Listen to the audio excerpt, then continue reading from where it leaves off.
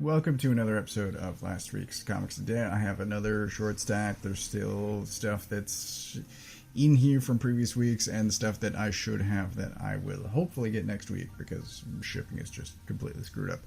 But we're going to start this week with Arcbound issue 2. I was a big fan of the first issue. I am less so after reading this.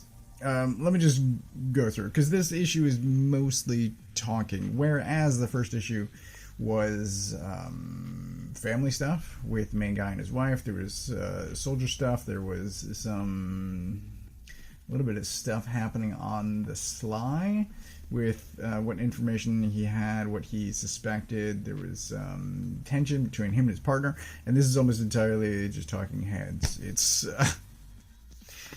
the positives from the art's still nice. But many of the positives from the first issue, as far as the writing go, are just not present. It's this guy talking to this guy, and then this other guy comes in, and it's just so much talking. Because then we get these two guys, and it's just frustrating. We get a couple of panels of the wife, and it's just not good.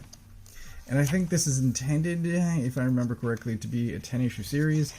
And I'm telling you right now, it is too long. There is, I will say, the introduction of her, which could be interesting. It could be fun to see her do literally anything other than just talk. And then the issue's over, and it's just like, what was the point of any of this? So if I have issue 3 on my pull list, then I'll get it, and if it's not, I'm not adding it. Superman issue 21, this is, let me just say, this is kind of all over the place, because I'm kind of going to praise it, and then at the same time I'm like, yeah, but it's a mostly well-done issue, and I was already I've got one foot out the door already, because as long as Dan Moore is drawing, then I'm interested, and I know that he's leaving because he's also drawing Justice League Unlimited, which I've already dropped because that first issue was just terrible. Anyway, so let's talk about the issue. So by the time Moore leaves, I already don't know if I'm going to be continuing, but then it's also kind of the writing where I'm like, I don't know. The thought of Lois as Superwoman is cool. The outfit is cool. If Todd made a figure of her and her head were the right size, I might get one, because I enjoy her as Superwoman. But here's the thing. So she's got these powers. This scene is dumb as hell. She's got these powers, and as established in the last issue, I believe, or maybe this was the solo issue, then I just skipped it. I just read something about it. Her powers have a time limit to them, so she's only got these powers temporarily, and then once they're gone, they're gone. So it's basically like the spawn meter is counting down every time she uses it. And in this issue, she uses her powers a lot to have a date on the moon and to play darts and lift heavy things. And I'm like, shouldn't you be maybe reserving these powers for when they're actually needed, and not picking up gigantic pieces of the moon to throw at other pieces of the moon? Like, this is just stupid. Anyway, I also didn't know that Jimmy was dating Silver Banshee. Amethyst shows up in here, and that's a cool outfit. But it doesn't last very long, and then we get interlude number 2.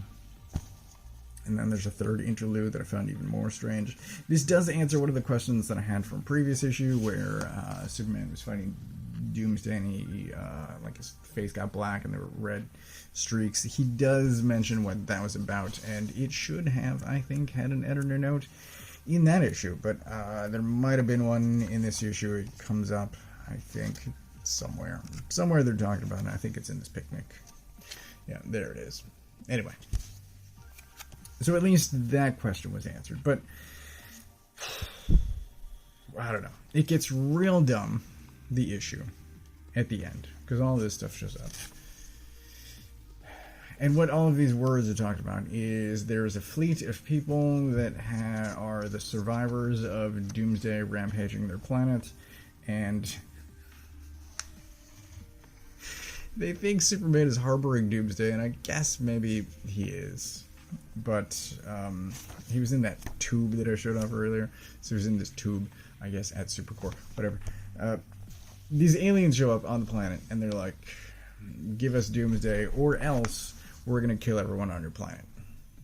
What? How does... What? So they're just as bad as Doomsday. Shouldn't they have the moral high ground? Like, what? Makes no sense. Anyway, it's a mostly good issue that you should not think about, and then just don't read the last page.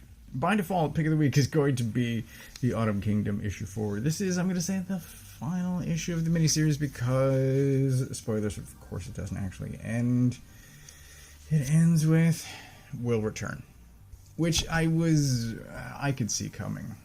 Like, there was so much stuff happening that I didn't think was going to wrap up here, and then there was a Cullen Bunn newsletter recently where he lists future projects, and one of them was codenamed Kingdom, which was, he said, a continuation of one of his create-your-own series, which seemed clear to me. I just hope Mitten comes back, because Chris Mitten on art is awesome. Anyway, so this is a good... It's a good issue, but, like, the fact that these kids, one of them in particular, doesn't see what they're doing is problematic. And so, like, as an audience member, as a reader, I'm going through this, like, there's going to be consequences to all of this shit that you're doing. But they're just trying to get their parents back. And they find one of their parents by the end of this, by just murdering tons of people. And the fairies are like, there's consequences. Like, the fairies are trying to say, humans have not been great. There are consequences. And just like, murder. Kids. Humans. Anyway, it's a good series. I enjoyed it. Savage Sword of Conan, issue 6. This is the conclusion of the new Jason Aaron stuff, which I should just tell you that I haven't finished reading. And there is this thing at the back here. It doesn't give credits there. But there's this bit at the back. This story here with art by current, I think, Violator artist, and I can't remember what else he's done. I saw him on Where Monsters Lie? Kyle Stark's miniseries, I believe. Anyway, I've always seen his work in color, and, like, his work needs color, I think, because the foreground and background are just almost indistinguishable. It's just, there's not enough, I think, yeah, it's differentiation between foreground and background, but, like, there's just, like, a sameness to the art where I need something more. So either color or a different inking style where the character's more separated from the background. Like, just things just get lost. Anyway, I need to finish reading this. It's a bunch of words. It was a short week because comics came out on Thursday, and then I didn't get a lunch on Friday. Anyway, I usually read a bunch of comics on lunch throughout the week, and that didn't happen yesterday, and so this is incomplete, but I'm looking forward to reading the Jason Aaron stuff, and I will go through the other story. Lastly, I want to talk about Monte Cristo. I brought this up a couple of weeks ago because I had gotten this in the mail, and I was talking about maybe doing a read pile video on this once it was done, and I'm finding it to just be a chore to read. Let me show you this. I must have tried to read this first page, like, I don't know how many times. A lot.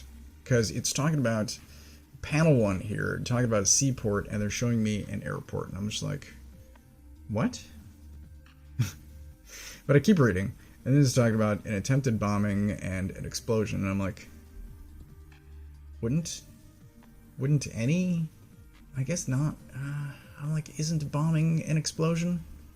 But maybe an explosion isn't bombing? Anyway, I keep reading, I keep going, I'm trying to make sense out of it. And what's happening is you get to page 2, and it's like the arrival of the main guy who's on that flight, but just it's like talking about one thing and struggling to understand like what the newscast is talking about versus what I'm seeing and just the newscast text alone. I don't know. I shouldn't be struggling this much on page 1, but we get to page 3 and we get this panel, we're all volunteer, and I'm like, no.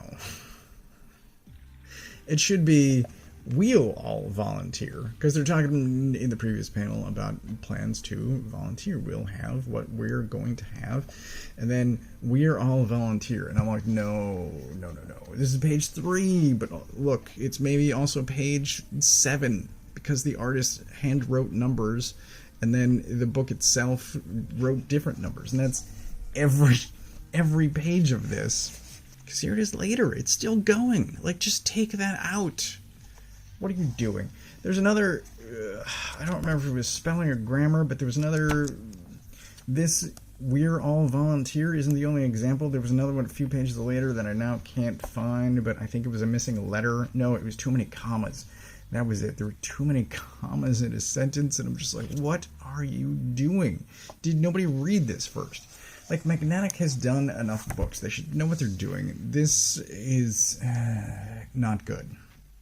And I was looking forward to it, because I was a big fan. I didn't know anything about the Count of Monte Cristo, but I saw the 2002 movie, which was, I believe, Jim Caviezel and Guy Pearce. And I'm like, this is a great story. It's a really well done movie.